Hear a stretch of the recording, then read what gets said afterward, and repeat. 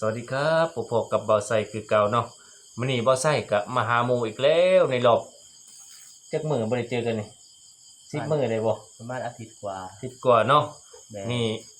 บ่าวไซสิมีเรื่องเว้าเนาะจากมายินดีกับหมู่คนนี้พี่น้องเนาะแม่สบายดีสวัสดีนี่นะข้อยอยากมาถามเจ้าสิไปเฮ็ดงานกรุงเทพเนี่ยเจ้าได้เงินเดือนเท่าใดได้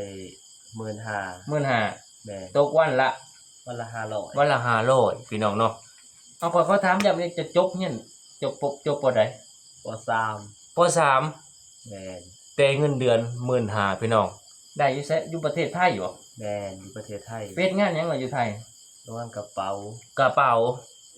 เป็นช่างหรือว่าหยังมีลูกมือเป็นลูกมือเขาลูกมือบ่แม่นแต่ได้เงินเดือน15,000พี่น้องเนาะอันนี้จบแค่ป3เนาะบ่มกนี่พี่น้องหมู่บ่ใส่นี่แต่ได้เงินเดือน15,000พี่น้องเนาะคือเป็นลูกมือคือว่าก็จะเย็บแล้วก็มาทากาวแน่ประกอบโอ้ยังไม่ทากาวแต่ว่าพ่อเย็บยังก็ได้บ่ได้เย็บได้แต่ได้เงินเดือนวันละ500โอ้วันละ500พี่น้องแค่จบแค่ป3หมู่บ่ใส่เนาะแต่ได้เงินเดือน15,000พี่น้องเอาความรู้สึกเจ้าได้เงินเดือนแรกๆนี่เจ้าได้เข้าไปได้ระบบ15,000มันก็คือว่าเริ่มประมาณ400กว่า400เท่าไหร่เข้าแรก420 ๆ420แม่นจะอยู่หันจักปีมัน3ปีแล้ว3ปี4ปีบ่มัน3ปีโอ้ผมว่านี่โรงงานเจ้านี่ขยับเงินเร็วเนาะแม่นคือว่าเจ้าได้หยังจากประเทศไทยแน่เจ้าสิเจ้ามาก็ได้เฮือนได้หยังนี่แหละได้เฮือนได้พวกรถไถนาเจ้าก็ได้บ่รถมอไซค์รถหยังนี่แม่โอ้นี่ได้น้ำพักน้ำแรงจากประเทศไทยบ่แม่นโอ้เจ้าภูมิใจบ่เฮ็ดงานอยู่ไทยนี่จากประเทศไทยก็ภูมิใจอยู่หาเงินมาเฮ็ดเองมันก็สมมุติว่าเฮาปลูกมันนี่เฮาสิสร้างเรือนได้บ่อยู่บ้านเฮานี่จะมาจำแบบนี้ก็บ่ได้นะบ่ได้พอได้แต่ซื้อกินอย่างเดียวนะข้อยขอถามเจ้าแหน่เรือนเจ้าสร้างจักแสนโอ้ก็เป็นเงินบาทนะเฮาเว้าเงินบาทก็มัน3พู้นแหล้ว300,000แม่น300,000 บาทจ้างสร้างอีกเด้สร้างจ้างสร้างถูกพี่น้องเนาะนี่คือบ่าวหมกที่ว่าไปเฮ็ดงานประเทศไทยเนาะเพิ่นจนได้บ้านในราคา300,000 บาทพี่น้องเนาะคือว่าน้ำพักน้ำแรงตัวเองแม่นคือว่าเป็นงานประเทศไทยแม่นโอ้พี่น้องเนาะบ่ได้ซื้อของใส่ของหยังนี่แหละแถวบ้านแถวเรือนแต่ถ้าว่ากลับมาลาวในภาย2เดือนนี่เจ้าได้หยังแน่บ่ได้หยังเลยบ่ได้เงินออกกับเงินเข้านี่จะได้ออกเดียวกัน โอ้มีแต่เงินออกเด้อบ่มี เงินเข้าเด้ เงินเข้าบ่มี นี่แหละพี่น้องเนาะชีวิตของคนลาวกลับมาบ้านก็สิซื้อก็ย้อนว่าอยากมาอยู่แบบเป็นครอบครัวเนาะยังมาอยู่บ้านเฮานี่แหละเพราะว่าบ้านเพิ่นก็คือว่าเสร็จสมบูรณ์เติบละ300,000 ประมาณนี้แล้วเนาะประมาณนั้นแหละจ้างสร้างจ้างหยังทุกอย่างบ่ได้เฮ็ดเองจักอย่างเลยแต่บ้านมะมุกนี่บ่ใช่ว่าพ่ออยู่พี่น้องเนาะเดี๋ยวบ่ใช่สิให้เบิ่งว่าคร่าวๆเนาะว่านี่ก็นี่อยู่บ้านมะมุกเลยพี่น้องนี่เนาะนี่บ้านเพิ่นนั่นนี่พี่น้องแต่มันจักมืดแน่พี่น้องข้างนอกเพิ่นอยู่ข้างนอกพี่น้องนี่พื้นที่นี่เพิ่นมักนี่ละประมาณนี้บ่ใช่ให้เบิ่งเนาะพี่น้องเนาะ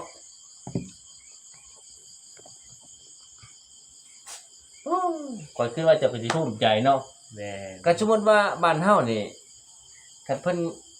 จ้างนี่เฮานี่ขุดมันนี่ซุมื้อนี่ได้บ่วันละแสนครับประมาณวันละแสนนั่นแหละโอ้วันละแสนเดือนนึงก็ประมาณ2-3 ล้าน3 ล้าน3 ล้านคันเป็นเงินไทยประมาณ 4,000 กว่าบาทเนาะ 4,500 ตี4,500ประมาณ 4,500 เลยเดือนพี่น้องเนาะพอสิได้ก็พอแห้งเด้เดือนนะบ่ได้ดอกเชื่อคันอยู่บ้านเฮาคันที่เก็บเงินสิมาสร้างเรือนสร้างหยังนี่สร้างบ้านนี่ก็บ่ได้ดอกบ่ใช่คิดว่านี่บ่ได้เพราะว่าเจ้าสิทนใช้ละจ้างกับปริมาณขายได้แค่5-6 ล้านมาจ้างลูกน้องเดือนละ3 ล้านแม่คนหนึงต่อคนจ้างแค่3 คนเบิดแหละสิหมดแล้วโอ้กำไรเนาะกำไรดอกพอได้ไปซื้อกินนี่แหละพี่น้องเนาะเจ้าคิดว่าประเทศไทยให้หยังแต่ละอย่างบ่ก็หลายอย่างอยู่ได้มากก็นี่แหละ หลายอย่างได้เฮือนได้ซ่านได้รถขี่ก็ย้อนในประเทศไทย แม่น ฝากเงินให้แม่ก็จากประเทศไทย แม่น ได้มีชีวิตดีขึ้นก็จากประเทศไทย แม่น คันบ่มีประเทศไทยจะครอบครัวจะยังบ่ทันสมบูรณ์แบบนี้ โอ้ยบ่ได้แล้ว บ่ได้ดอกอยู่กันพานั่นแหละ พาไปเฮีย บ่พาเฮียพาต้อง พาไปตองนี่ ปอโต เพื่อนเก่า แต่สมุดตัวนี้โอ้ เฮื เฮื อ อน ว่าอยู่นี่ก็ก็เพื่อนเนาะ นี่แหละพี่น้องเนาะชีวิตของคนลาวที่ไปทำงานจากประเทศไทยนี่คือผู้หนึงพี่น้องบ่ใช่ก็เห็นเฮือนเพิ่นก็งามเด้ก็บ่ใช่นี่คิดว่าคันมีเฮือนอีกจักหลังหนึงนี่สิเฮ็ดเฮือนคือแบบเพิ่นนี่งามพออยู่พี่น้องบ่ได้หลังบ่ได้ใหญ่ อยู่3คน 3คนครอบครัวแม่ลูกเนาะ แม่น เพิ่นก็อยู่กรุงเทพห่วยกันร่วมเบิดได้จักปีจะอยู่ เป็น10พุ่น แต่ แหละ แต่ข้าวโสดเท่าหยัง แม่นเป็น10 เล่ร่อนตะกี้เนาะ เล่ร่อนเที่ยวนี่แหละ เที่ยว กินเที่ยว มาอยู่กับเมียคนนี้บ่ได้เฮือนซ้ำเนาะ แม่น ปาถูกตอนนี้ได้ลูกจักคนแล้วเจ้า ผู้เดียว ผู้เดียวเนาะผู้ชาย ผู้หญิง โอ้ผู้หญิงเนาะพี่น้องเนาะนี่คือจากปากเบาหมกที่ว่าไปเฮ็ดงานอยู่ประเทศไทย ได้วันละ500เดือนละ15,000จะได้เงินเดือนก่อนแรกน่ะจะดีใจบ่ที่ว่าตะเกให้มาเป็นหมื่นนี่สิ 15,000ดีใจนะ ดีใจบ่ ดีใจ พวกเฮาบ่เคยเห็นแบบเต็มๆนี่สิ เนาะ เนาะ บ่เคยเห็นเฮาบ่เคยได้แบบลายน่ะนะเป็นหมื่นกว่าสิ อู้เจะปุ๊บปั๊บเจะแกะซ่องบ่ว่าให้เมียแกะฮะ รับปั๊บให้เมียไป นี่คือคนรักครอบครัวเนาะเบาหมกนี่ ซื่อสัตย์ อันนั้นก็บ่เก็บผัวอันนั้นก็บ่ได้เพิ่น แม่เนาะ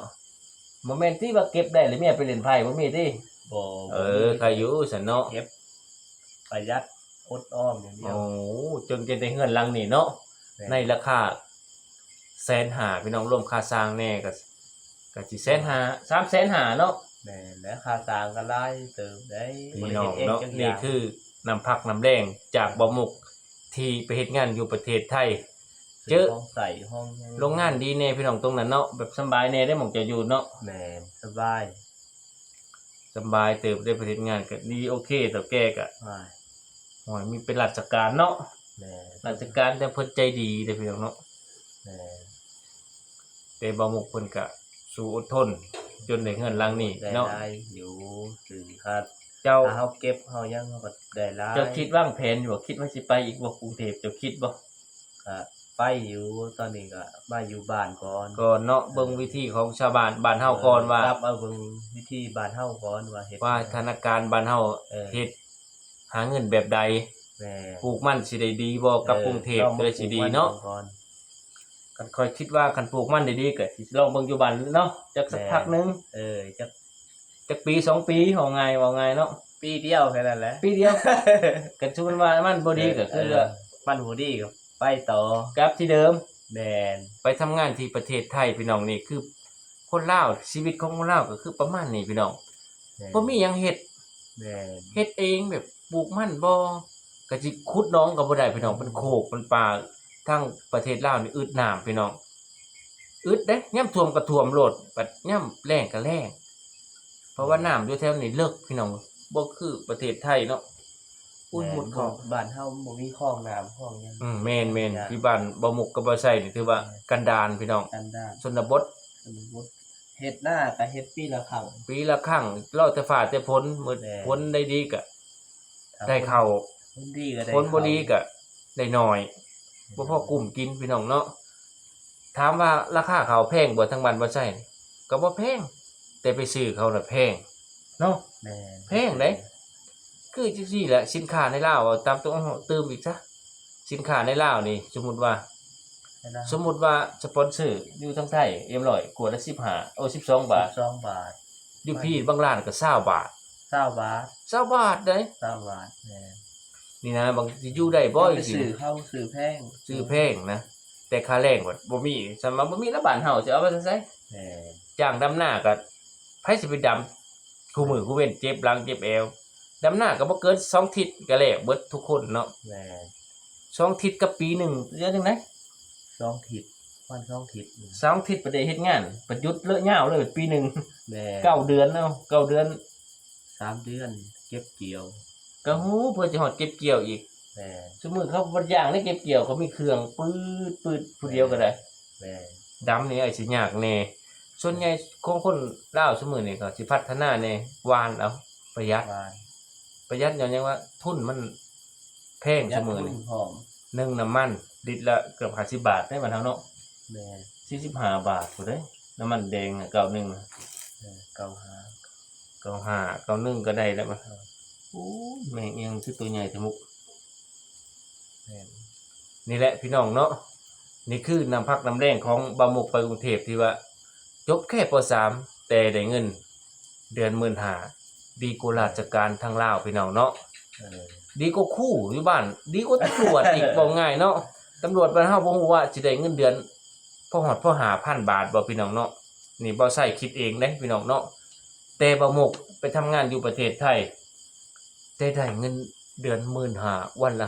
500คือได้ทุกวันเท่ากายเท่าแก่จ่ายทุกเดือนบ่มีค้างเนาะ แม่น คือว่าซื่อสัตย์เพิ่นก็ดีเฮาก็ซื่อสัตย์กับเพิ่น แม่น เพิ่นก็ซื่อสัตย์กับเฮานี่คือคนลาว